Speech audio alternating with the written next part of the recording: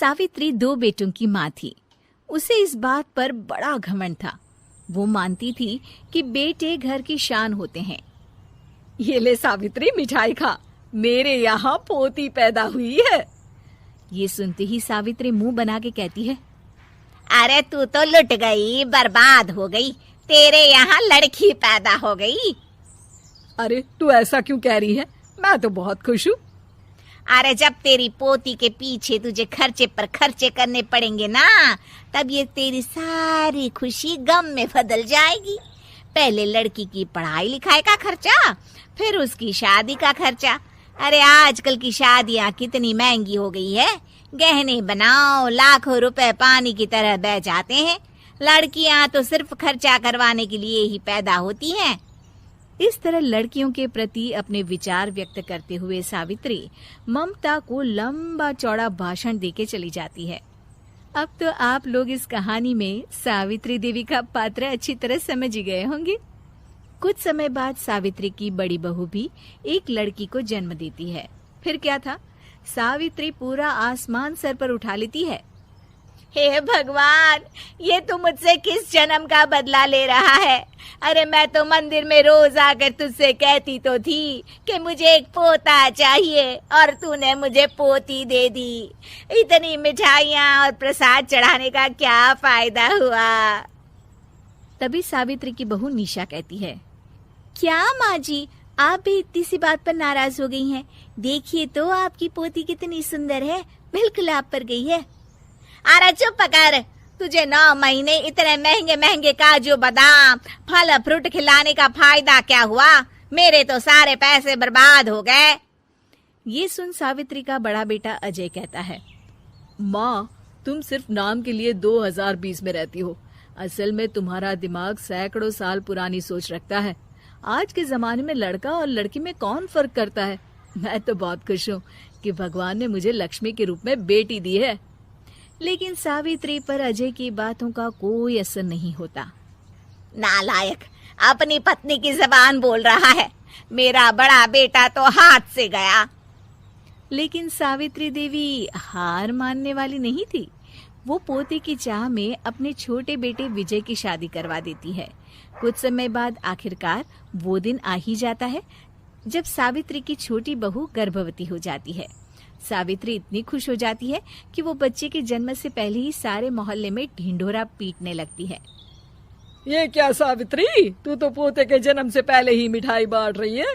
पहले पोता पैदा तो होने दे, और फिर क्या पता अगर पोते की जगह पोती पैदा हो गई तो। ये सुन सावित्री चिढ़ जाती है। अरे अपनी काली जबान मत चला। मेरी मिठाई खा के मेरा ही बुरा सोच रही है। बड़ी आई, ला मेरी मिठाई वापस कर। देख लेना, इस बार मेरे यहाँ पोता पैदा होगा, पोता। लेकिन ठीक इसका उल्टा होता है। सावित्री की छोटी बहू भी एक लड़की को जन्म देती है। सावित्री फिर से रोना धोना शुरू कर देती है और अपनी छोटी बहू को कोसते हुए भला बुरा कहने लगती है। देखते ही देखते ये सावित्री की रोज की आदत हो जाती है।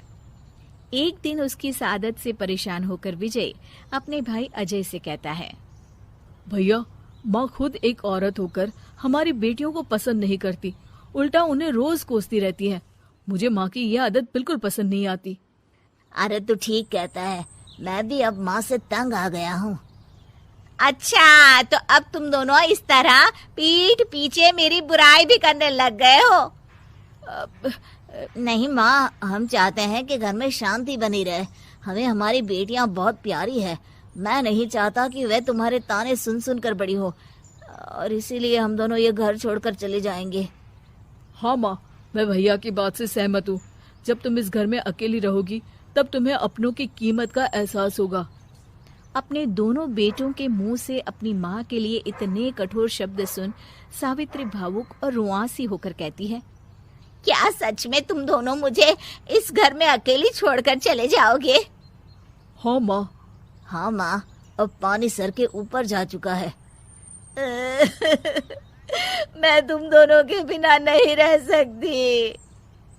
अपनी सास के आंसू देख अजय और विजय की पत्नी अपने पतियों से लड़ पड़ती है। अरे जिसे जाना है वो जाए, मैं माँ जी को छोड़कर कहीं नहीं जाने वाली। भाभी, आप ये क्या कह रही हैं? वही जो तुम सुन रहे हो। दीदी बिल्कुल सही कह रही है। हम बेटियों के संस्कार हमें सिखाते हैं कि सास माँ समान नहीं बल्कि माँ ही होती है और उस माँ की जिंदगी भर सेवा की जाती है। बेटे अपना फर्ज भूल सकते हैं, लेकिन बेटियां नहीं। आप दोनों शौक से जा सकते हैं।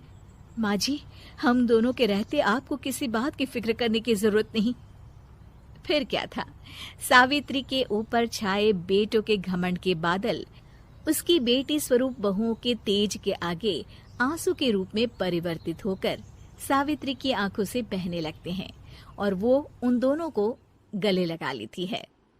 मैं जिंदगी भर बेटियों को कोसती रही, लेकिन आज तुम दोनों को देख मुझे समझ आ गया कि बड़े अभागे होते हैं वो लोग जिनके घर बेटियां नहीं